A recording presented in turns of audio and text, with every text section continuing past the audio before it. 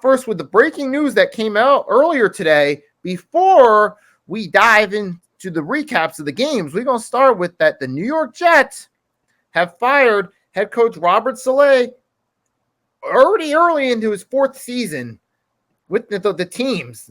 Now, this really wasn't much of a surprise to me. We had kind of seen hints that this was coming after the week 1 performance. People were starting to point the finger at the coaching and say they need to do something after that poor performance against the 49ers coaching-wise. In a game where, despite the fact that the Niners were rolling, the Jets made it competitive and gave it their best shot. And now we're through 5 weeks. The Jets are at 2-3. They've dropped 2 straight after a 2-1 start.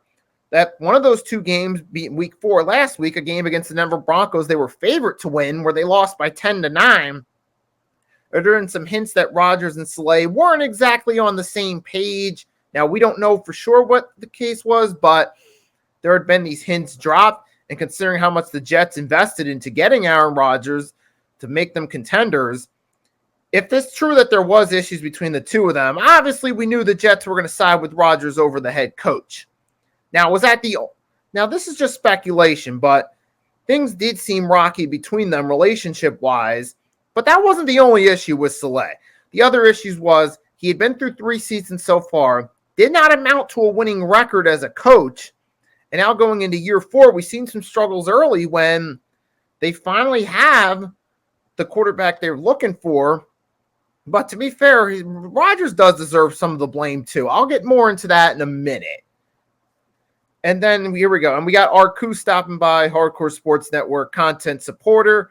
As always, thanks for stopping by. And he also points out they have Nathaniel Hackett as the offensive coordinator, the same guy who was a complete hack for the Denver Broncos as their head coach.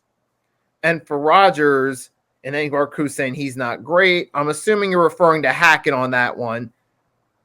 But you can correct me in the chat if you're referring to someone else. Yeah, you also have Nathaniel Hackett, too, who an offensive coordinator, not the most sound minds in the world. Obviously, the coaching staff on the Jets has been a problem, and they've taken the first step to address fixing that issue by removing the head coach. But now, here's the thing. You still got the rest of the season. You're going the rest of the way with an interim coach. Now, to be fair, this division's still open. You have the Miami Dolphins are 2-3, Jets 2-3. Buffalo is up at 3-2, but Buffalo's dropped 2 straight, which I'll get more into later. But there's still a possibility the Jets could win this division and possibly get a home playoff game for the first time since 2002-2003 season.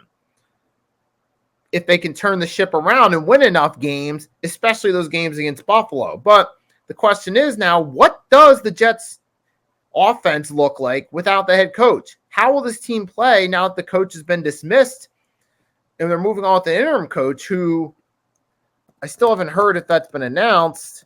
I'm going to look it up right now on Google and see if it's been declared, see if that's the case.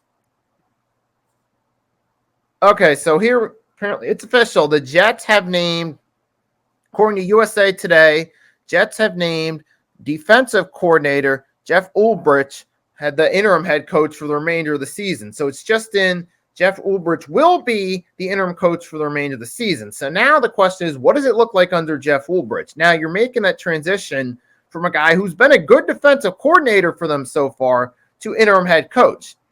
Now, sometimes this can work out. Sometimes. Remember, it kind of helped the Raiders a little bit last year. Regular season so far, not as much with Antonio Pierce. But remember, 3 years ago with Rich Bisaccia, when he stepped up as the interim coach, the Raiders won enough games to sneak into the playoffs as a wild card. Got to wonder, could the Jets do the same here? But now, obviously, Robert Saleh, who was on the outs, it seemed like the relationship between him and the quarterback wasn't on good terms. The team wasn't winning. They never finished with a winning record. And here we are, year 4. They're 2-3. This time, Saleh finally has a quarterback, so he doesn't have that excuse anymore. And it's still looking like more of the same. So it's not hard to realize, he needed to go. The Jets decided to just get him out the way. And hopefully for them, things will work out in their favor. But while we're still on that subject,